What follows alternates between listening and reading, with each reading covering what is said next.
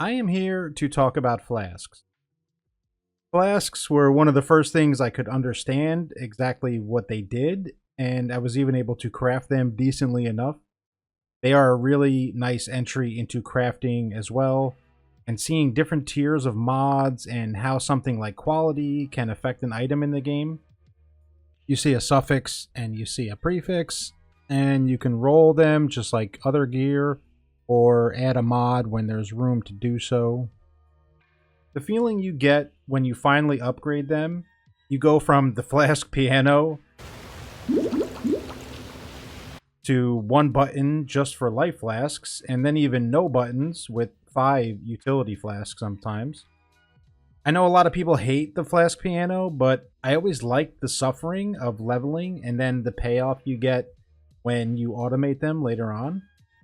I appreciate it so much more, and it feels like a real upgrade. The sounds they make when crafting or upgrading, it's chill, it's nice, just like most of PoE sound effects.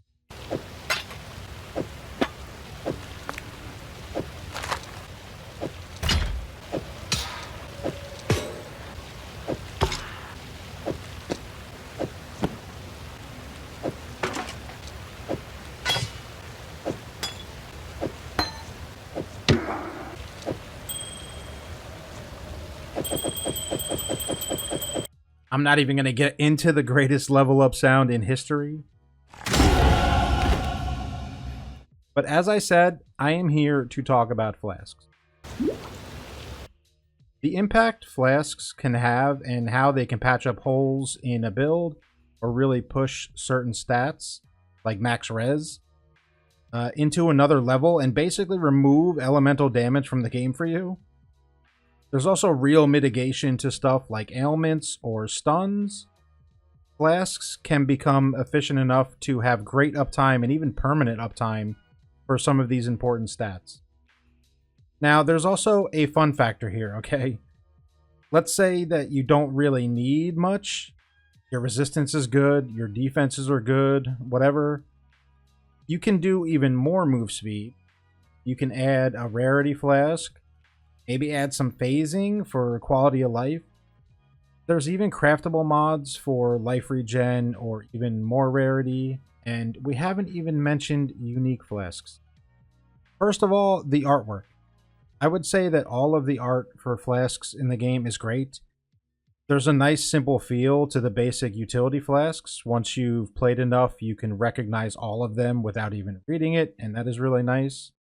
Unique flasks really get wild though, and I love it. The artwork is just cool and actually unique to these flasks. Tons of them you would know just by their silhouette as well. These are just some of the really nice chase flasks in the game that are often a massive upgrade in some way to different builds. And of course, these can be automated as well. One of the best items in the game, the Mage Blood, is literally built around having full flask uptime with buffed flask effects. Speaking of artwork, Mage Blood is definitely one of my favorites. Flasks and potions fit right into the RPG side of any game, and they just feel right, you know? It's part of your build, part of your journey, part of your survival. Even when they're automated, I'll take a peek down there and see them going, and it just feels great. I trust these flasks, okay? I know these flasks. These flasks are a part of me. And damn it, it feels cool. So we are less than a week out of a new PoE 2 league. And just remember that PoE 2 took these away from us, okay? I still love you, PoE 2, and I'm excited for the new league. I think the core of PoE 2 is incredible. The details can be ironed out eventually, but I do miss my flasks. Now, 2 fights that immediately stand out where flasks can actually carry would be Eater and Exarch. A good Topaz flask on Eater and a Ruby on Exarch are absolute game changers. A quick ramble on flask mods here. For boss fights like these, gain charges on hit is really, really good. Something like increased charge recovery really complements this Pathfinder, for example, but doesn't do as well in boss fights for a lot of builds. Just something to consider. I roll specific flasks just for these two boss fights, especially in hardcore. Something I just learned last league, actually, that a friend told me about was if a life flask has no suffix, it will not work if you are on full life.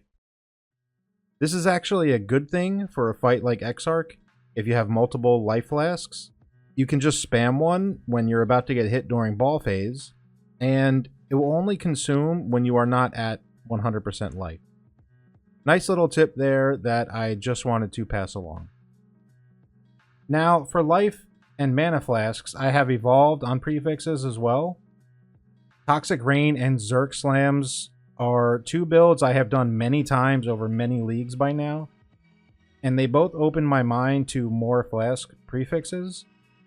Life Flask, I almost always would go for an instant heal prefix of some kind with the Corrupted Blood suffix, but in the case of how Pathfinder is set up, with you spending life constantly, this reduced recovery rate is perfect, and with the increased amount, it is a slower regen of a lot of life to counter that. For mana flasks, I basically always settled on some increased charges or something, but for slams early on, you are kind of mana hungry with a lot of war cries and stuff going on, and this effect is not removed mod is great when you have a ton of mana reserved and you just need that little drip feed of mana coming in. Again, this makes so much of a difference in how the build plays and feels. Flasks are so flexible. They bridge gaps in builds.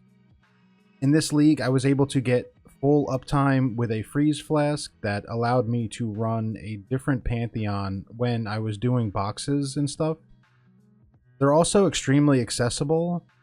Even someone who's broke can roll some decent flasks and get their build going. They are fun and satisfying. They look cool. They add more immersion for me as well. Unique flasks have really cool and powerful effects that can transform a build, and the artwork is amazing. So that's it. I don't know. I just wanted to talk about flasks and how much I appreciate them and how much I miss them in PoE 2. Charms in PoE 2 seem to be evolving a bit, and we'll see where they end up.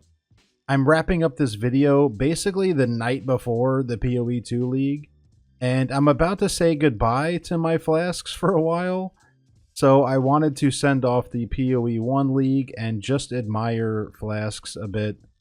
I love them, and I tend to hoard them way too much, and even get excited when it comes time to craft them properly. Okay, I don't want to ramble too much here, so that's going to be it. Thank you for watching, and I will see you next time.